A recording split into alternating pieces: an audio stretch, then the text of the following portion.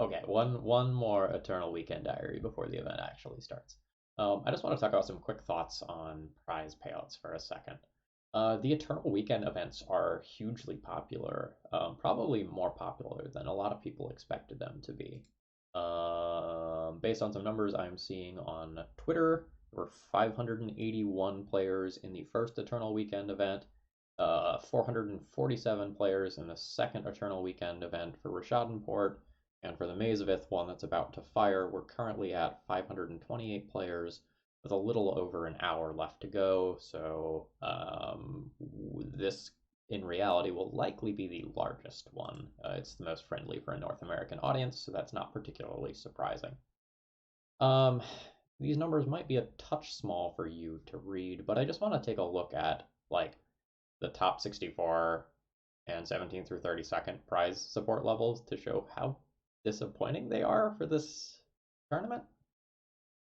So this was a tournament that had a $25 entry fee. And if you top 64, you get 150 play points and 5 treasure chest boosters.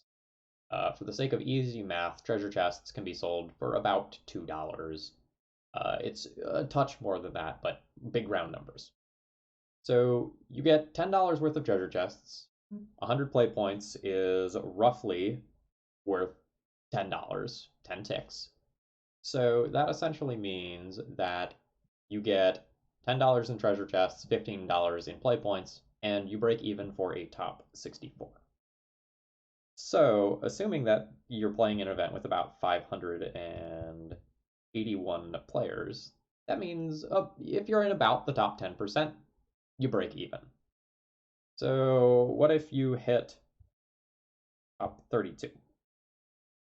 Then you're in the top 5%, really like 5.5%, whatever. But at that point, you don't actually come out super far ahead.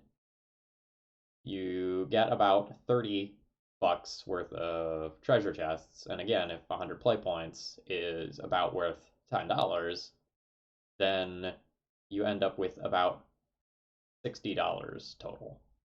So for approximately 10 hours of your time, you net a little bit.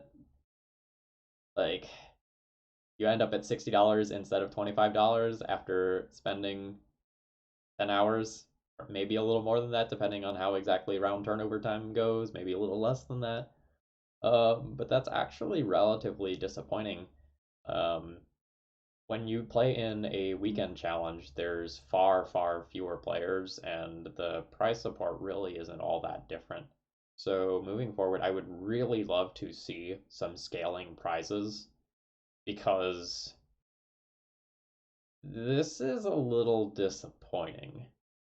And if I was paying closer attention to this, and if I had known what numbers might have been like for this event, like this is starting to border on like large.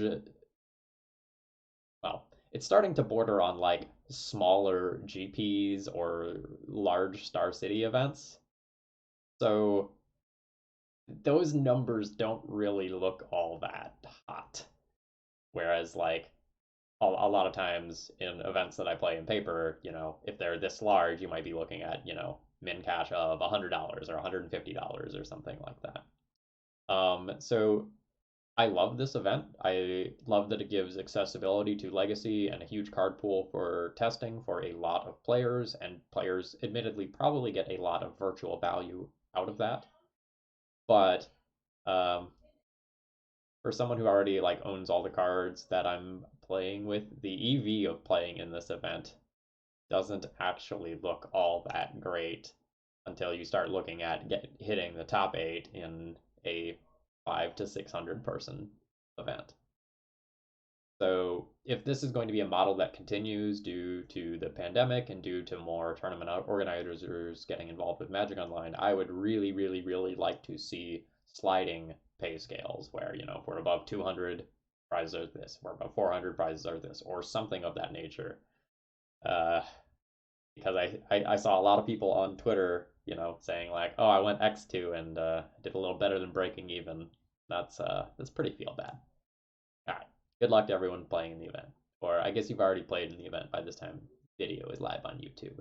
But, I'll wish you good luck anyway.